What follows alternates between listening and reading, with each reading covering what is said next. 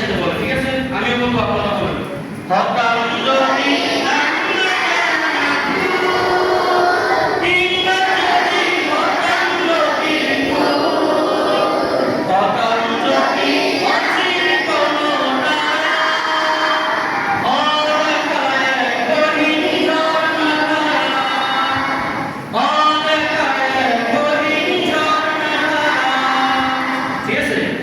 আপনারা একটু শুরুটা খেয়াল করবেন, কোন জায়গায় কত শুরু, ঠিক আছে?